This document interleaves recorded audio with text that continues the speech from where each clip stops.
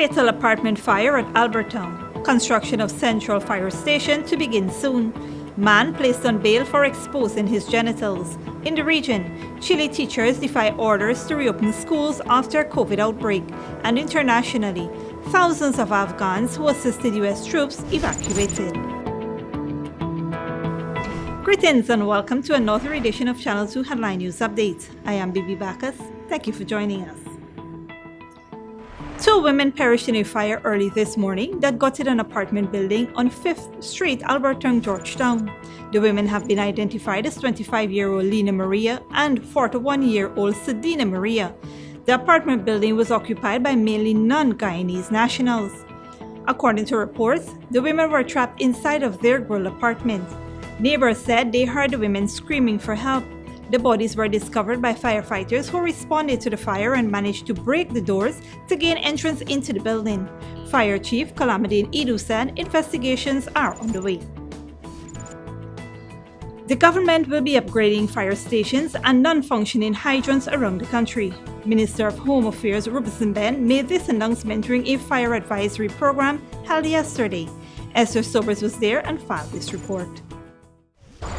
During the fire advisory program yesterday at the Guyana Police Force Training Center, the Minister of Home Affairs Robertson Ben highlighted that the government will be embarking on upgrading fire station and non-functioning hydrants. The fire service has to be capable, aware, trained, and engaged in relation to this new situation.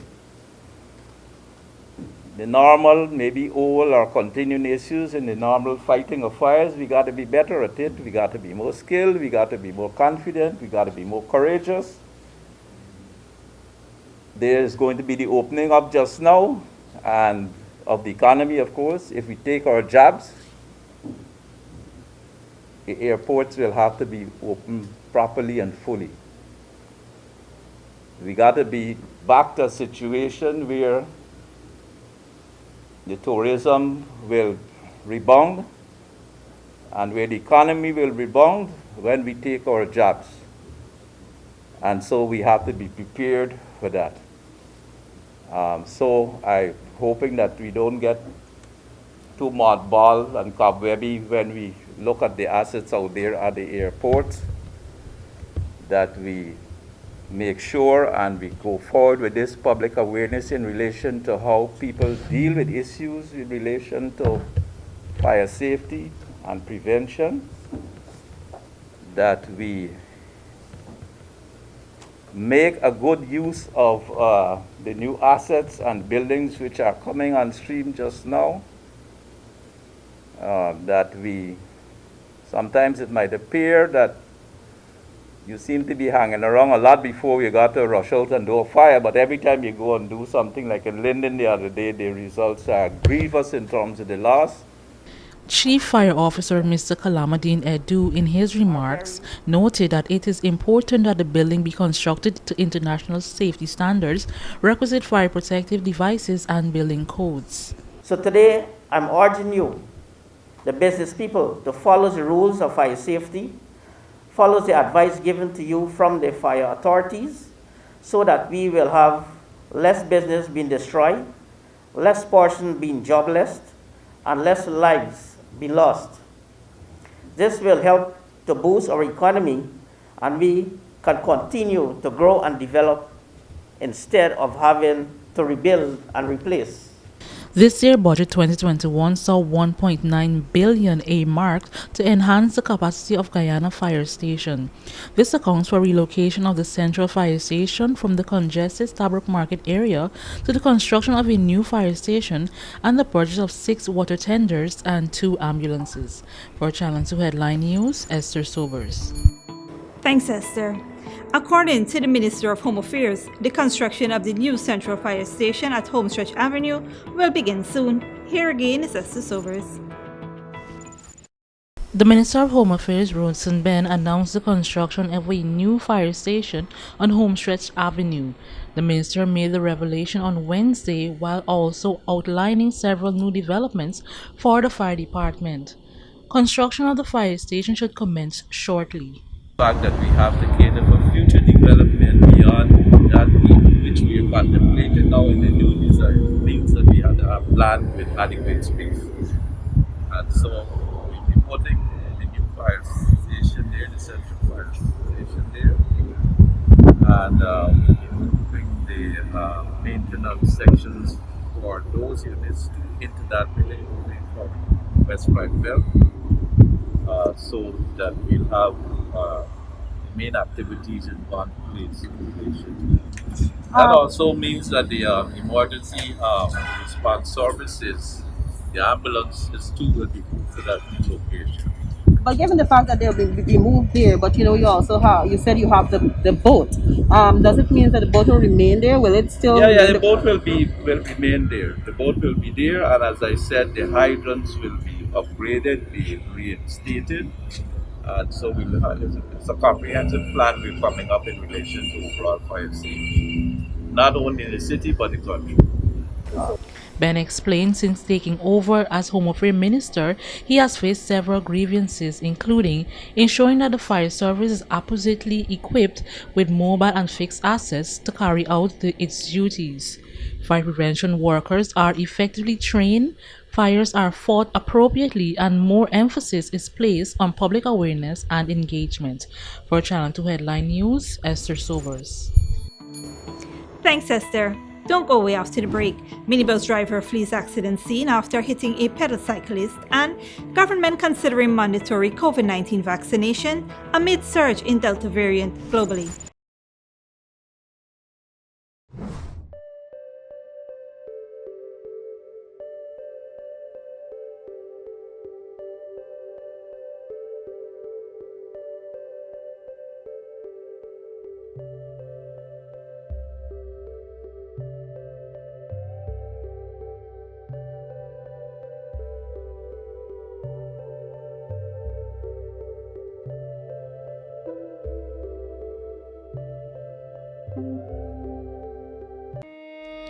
Survival Shopping Complex brings to you its delivery service, Shop Through WhatsApp. This process is simple. All you need to do is call or message your grocery list to 613-9683 and we will select your items for you and have them delivered directly to you, even out of town. This is convenient because we can stay on the phone with you as we select your favorite brands. We're happy to do your shopping for you. Contact us on WhatsApp today and shop price smart at Survival Shopping Complex. When you need money and you gotta get it fast, Creative Jewelry and Pawn Shop is the place for that confidential transaction in a quiet and secure location. You'll get the highest value per pennyweight for your gold and also enjoy the lowest interest rates and longest payback period too. Yes, for that instant transaction to solve a pressing financial problem. That Creative Jewelry and Pawn Shop, 46 Boyle Place, that's between the Ministry of Housing on Brick Dam and White Castle Fish Shop. Be your first and only choice. Creative Jewelry and Pawn Shop, safe and sound, solid and secure, always there for you. Telephone 231-7878 and 223-8955. Tastes so good. It's got to be made with Alabama Baker wheat flour. Produced from quality soft winter wheat and quality enzymes to give a superior product that's guaranteed to be luscious, delightful to taste, and stays fresher longer. Alabama Baker wheat flour is perfect for breads, roti, puri, pastries, chow mein, pastas, and many other delights. Imported and distributed by Alabama Trading. 6566 Robb Street, Borda, and 23 Lombard Street. Telephone 225-5800. Welcome to Kissoon's Furniture.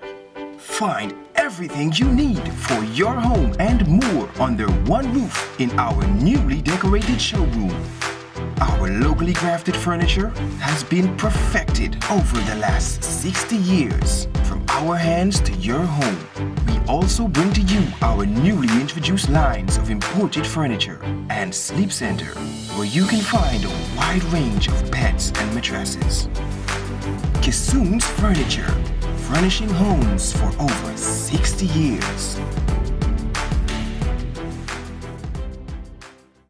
Good girl forget things. What's the problem, Granny? I want money for borrow for those surgery. I was dancing and I fall and fracture my hip. If you need some quick money, you should check Lender's Jewelry and Pawn Shop. Lender's Jewelry and Pawn Shop, Lot 238 South Road Border, Georgetown. Get jewelry made to order in just 72 hours. We also accept vehicles. Lender's, best rates, longest payback period. Boys, I get through. Plus, I could dance again. Lender's Jewelry and Pawn Shop. Welcome back. During Wednesday's COVID-19 update, Minister of Health, Dr. Frank Anthony said the government is paying close attention to the evolution of COVID-19 to ensure it adequately adjusts its vaccination response. Minister Anthony said while several private sector companies have instituted mandatory vaccination within their organizations, the government is keeping a close watch even as it explores other strategies to combat vaccine hesitancy. A lot of the private sector entities would want to make their work environment safe, and they are taking those precautions. So they're giving their employees the option that either you go get the vaccine or you'll have to be tested on a regular basis for them to verify that the person is not infected with COVID. So that's what I observe a number of the private sector entities doing here. And you gotta understand that that's one way of encouraging a safe environment. Now, if it's a public, a place that offers service to the public, you're not only putting your co-workers at risk, you're also putting the general public at risk if you're not vaccinated. So I think more and more as people get serious and understand the implications of this virus, that you will see more and more people trying to implement systems like this. Dr. Anthony noted that with the fast-spreading Delta variant, several governments around the world have also implemented mandatory vaccination, including several states in the United States and France. So more and more countries are going in this direction because they recognize that unless the population is fully vaccinated, you are going to have challenges with people getting sick, people dying, and in many instances it can overwhelm the health system. The minister said the government will make its decision on mandatory COVID vaccinations in due course. Police are looking for a minibus driver involved in a hit and run of a pedal cyclist in West Coast Berries. Esther Sobers has more. Police are on the hunt for a hit-and-run driver of a minibus that caused bodily harm to 34-year-old pedocyclist Devanandan Manroop of Waterloo, Bath, West Coast Berbice.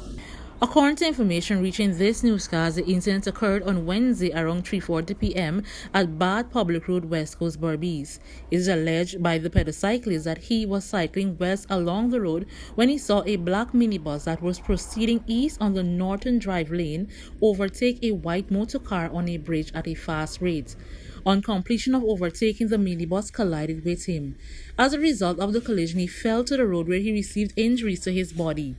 The driver then fled the scene. The pedocyclist was picked up in a conscious condition by public-spirited citizens and taken to the Fort Wellington Hospital, where he was seen and examined by a doctor on duty, who treated and kept him for observation. He is in a stable condition. Further inquiries are in progress. For Channel 2 Headline News, Esther Sobers. Thanks, Esther. 31-year-old Quincy Skeet was remanded to prison yesterday for sexually assaulting a minor. The accused appeared at the Linden Magistrates Court via Zoom before Magistrate Wanda Fortune, where the charge was read to him. Skeet was not required to plead to the charge of sexual activity with a child, contrary to Section 16(3)(a) of the Sexual Offense Act, Chapter 8(3). He was remanded to prison until August 5, 2021. Also appearing at the Linden Magistrates Court was 57-year-old Clive Lewis. He was charged with the offense of exposing genitals, contrary to Section 28(2)(b) of the Sexual Offense Act, Chapter 8(3). The accused appeared virtually before Magistrate Wanda Fortune to answer to the charge. He was not required to plead to the offense and was placed on $200,000 bail. The matter was adjourned to August 18, 2021. Don't go away after the break.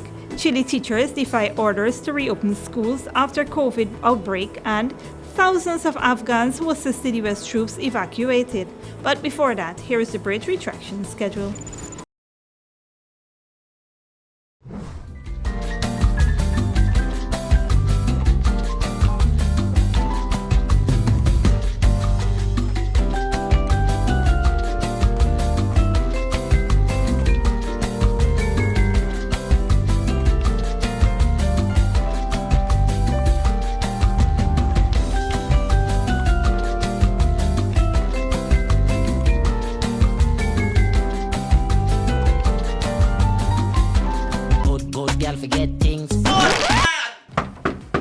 Problem, Granny? I want money for borrow for those surgery. I was dancing and I fall and fracture my hip. If you need some quick money, you should check Lender's Jewelry and Pawn Shop. Lender's Jewelry and Pawn Shop, lot 238 South Road Border, Georgetown. Get jewelry made to order in just 72 hours. We also accept vehicles. Lenders, best rates, longest payback period. Boys, I get through. Plus, I could dance again.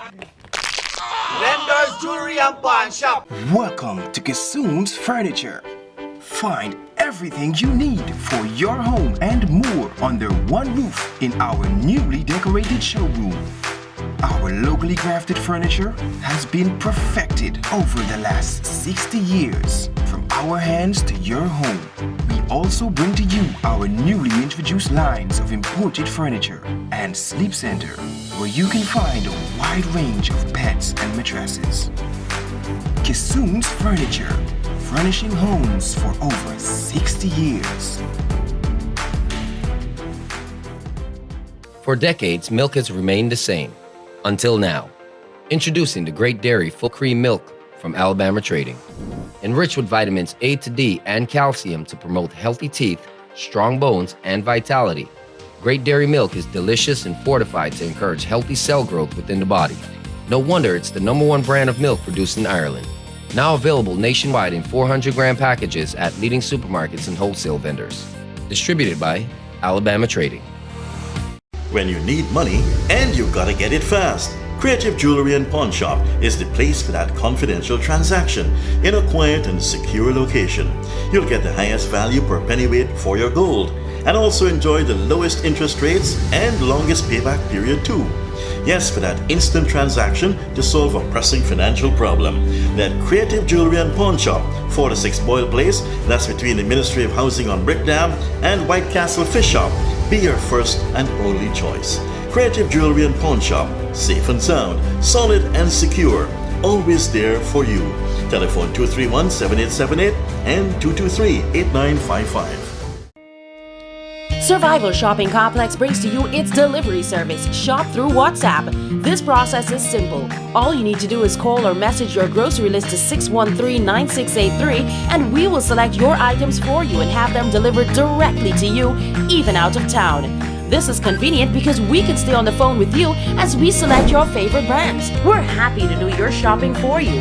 Contact us on WhatsApp today and shop Price Smart at Survival Shopping Complex. Welcome back. Now we take a look at news in the region and around the world. Schools in Chile are now reopening after nearly 1.5 years as COVID-19 cases dropped sharply in the country. 60% of its population has been vaccinated, but worries remain for the children who are mostly unvaccinated, especially as the Delta variant takes hold. Al Jazeera's Lucia Newman reports. At long last, after nearly a year and a half, Chilean children are back at school, or at least some of them. This private school in one of Santiago's most affluent neighborhoods has everything it needs to guarantee the pupils can wash their hands and keep a safe distance during class. 18-year-old Martín Palacios is overjoyed to be back at school. Muy feliz, muy ilusionado porque It's wonderful to return to class, to see each other's faces again in person, not through a computer screen. COVID infections are going down, but schools must continue to take necessary precautions, especially since most children haven't yet been vaccinated. These circles are for each child to sit and eat their snack in a secure manner, outdoors. But this isn't the reality in other parts of the capital, and indeed the country, where teachers and municipal councils are refusing to open many public schools, like this one. The conditions here are not even the minimum needed for the children to come here. We had to put up these danger signs ourselves because the faucets are broken, the toilets are in terrible shape, and there's mold everywhere. It's winter, but there's no heating in most public schools. Opening windows to allow cross-ventilation is difficult when temperatures are below freezing. Students at Santiago's most combative public high school briefly took over the facilities this week to demand better conditions.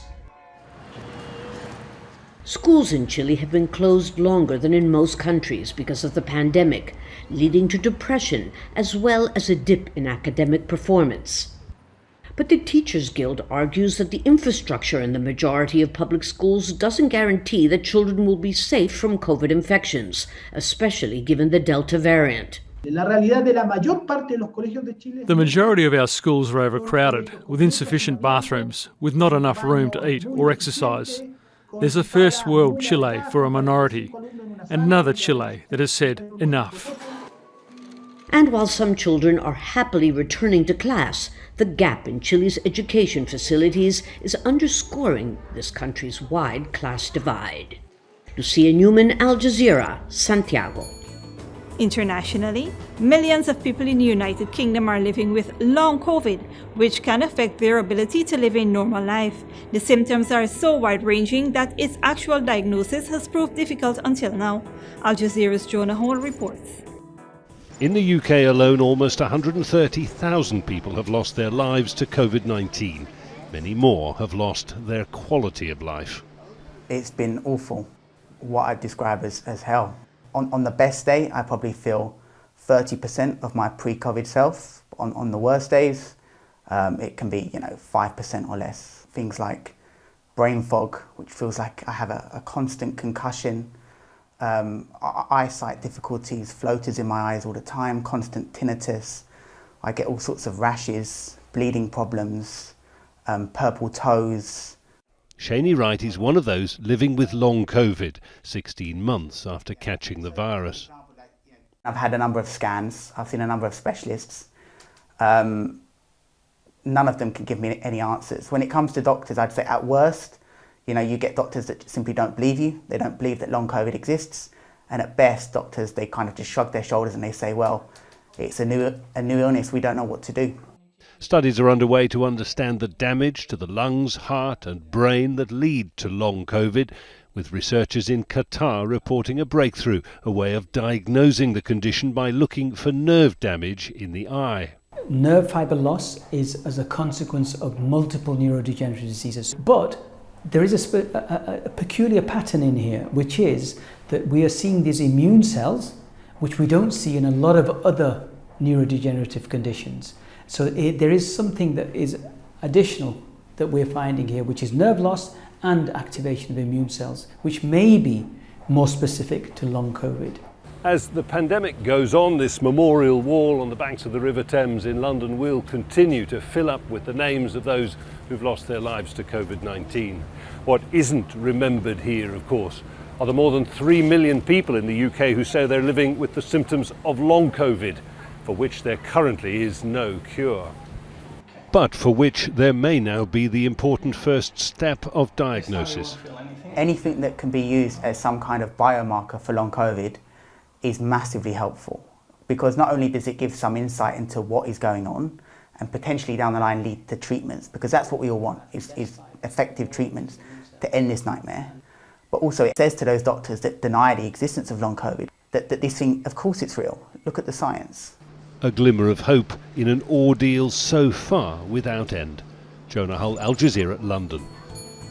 And finally, US media is reporting that evacuation has begun for thousands of Afghans who assisted the United States over the past 20 years. 2,500 Afghans are expected to depart Kabul by Sunday. Thousands more are still waiting to hear when they will leave. Al Jazeera's Charlotte Bellis reports. For 3 years, Ali was a translator for the US Army in his home province of Helmand. In May, he took a bus to Kabul for an interview at the US Embassy and has waited since then at this guest house. Last week, he was approved for evacuation, but he has heard nothing more. When I wake up in the morning, so I check it again, but there was nothing. So I called to my other friend that nothing happened, and he said, like, be patient.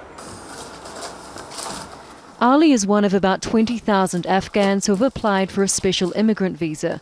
Those who worked for at least 2 years for the US government or military are eligible. The process has been long and advocates say increasingly confusing. A lot of people have received offers to relocate them and evacuate them safely out of the country. The problem we're seeing is that these people are responding to the letters, and at this point there are some that are saying it's been a week, it's been 7 days, and they've had no response back. As the Taliban take more territory, the stakes are rising for many of those who worked with foreign forces. All of my relatives and the other people who are living in our area, they know me. Like this guy was interpreter, and they will tell to Taliban, like, there are some people that they will tell, like, he was a linguist. So I will not go never to that area again. Arzu Amiri worked as a translator for the US Department of Defense and State. She first applied for a visa in 2017. Her application is under review. It's really difficult to survive here, and every day I'm waiting if I get any email for relocation and evacuation. But unfortunately, we don't have calm approval yet, so it's making me hopeless. Who knows, I will get it or not. In a statement, the Taliban said Afghans who have worked with foreign forces should not be scared. It says it hopes interpreters stay to serve their country, and if they do, they will not be threatened by the group. Interpreters we spoke to found that hard to believe. It's not easy to trust on Taliban. We cannot guarantee our lives with them. I cannot trust them. Security is tight, with the US Embassy refusing to release any information about who is on the flights, when they will leave Kabul or arrive in the United States, in order to protect those who are leaving Afghanistan. With these flights expected to continue for the next month, they're worried any information could put further evacuees in danger. Charlotte Bellis, Al Jazeera, Kabul. And that is it for today's regional and international news. Here now is your 3-day weather forecast.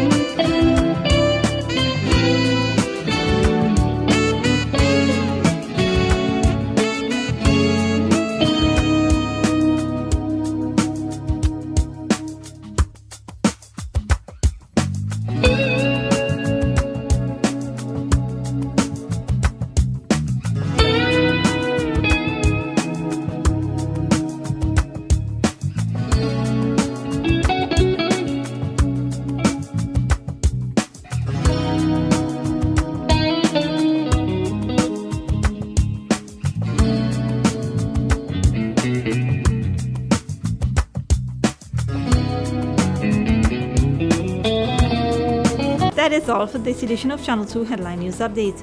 Tune in on Friday at 5:30 p.m. for another episode. Be sure to subscribe, like and follow us on Facebook and YouTube. Until then, stay safe and take care.